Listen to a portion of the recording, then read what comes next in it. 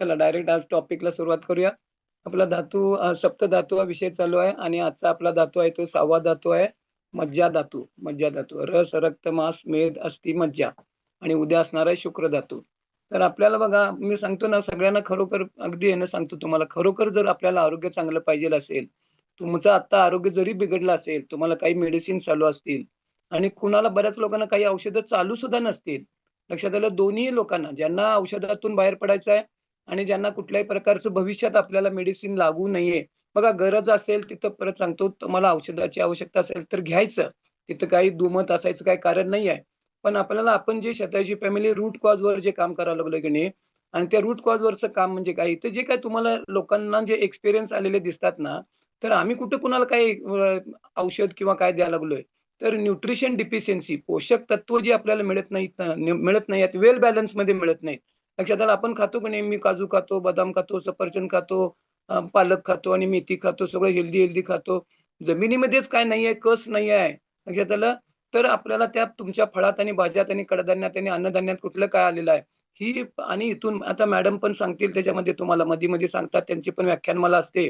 लक्षात आलं? इथून पुढे तर ही शेतीची परिस्थिती भयानक होणार आहे. आणि ह्या आपण काय करू शकतो? आपल्या हातामध्ये जे आहे की नाही, तक्रार करायची नाही. आपल्या हातामध्ये काय त्याच्यावरती आपल्याला काम करायला पाहिजे. मग आपल्याला मिळाले की नाही, हे सोन्यासारखं आपल्याला न्यूट्रिशन मिळालेलं आहे. हे जर आपण रोज घेत राहिलो, मी सांगतो ना, एकात नाही एक मी गवतापासून कसं तूप तयार होतं. म्हशीला, गाईला जे काय अन्नधान्य घालतात त्याच्यातनंच तूप तयार होत असतं. ती प्रोसेस आहे. लक्षात आलं? तर तसं तुम्ही जे काय खाता की नाही, काहीही खा, हेल्दी खा, अनहेल्दी खा. मी कायम सांगतो, तर त्या सप्तधातूमध्ये चांगले पण परिणाम होतात आणि नको असलेले विपरीत परिणाम पण होतात. मग कुठलाही रोग असू दे, कुठलाही रोग, त्या रोगाचं तुम्हाला नाव माहिती असू दे, अगर त्या रोगाचं नाव तुम्हाला माहिती नसू दे. बसल्या-बसल्या कुणाला कुठलाही रोग होत नसतो लक्षात घ्या. प्री डायबिटिक 15-15, 20-20 वर्ष प्री डायबिटिकमध्ये असतात. हे तुमचं कोलेस्टेरॉल वाढलं, ट्रायग्लिसराईड वाढलं, युरिक ॲसिड वाढलं, अमुक झालं, तमुक झालं. हे लगेच कुठे काय होत नसतं. ही प्रोसेस आहे.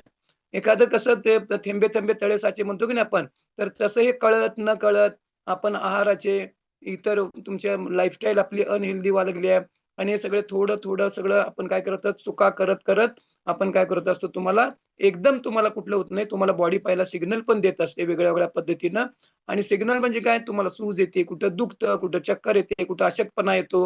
हे सगळे वेगळ्या-वेगळ्या पद्धतीने सिग्नल असतात आणि आपल्याला जी ट्रीटमेंट दिली जाते की नाही मी तुम्हाला सांगतो की नाही ॲलोपॅथी, उलटपॅथी, उलटीपॅथी म्हणजे तुम्ही काय सांगता की नाही त्याच्या उलट तुम्हाला औषध दिलं जातंय. ॲलो म्हणजे उलट आणि पॅथी म्हणजे उपचार पद्धती. रक्तदाब वाढलाय, कमी करायचं औषध. शुगर वाढली आहे, कमी करायचं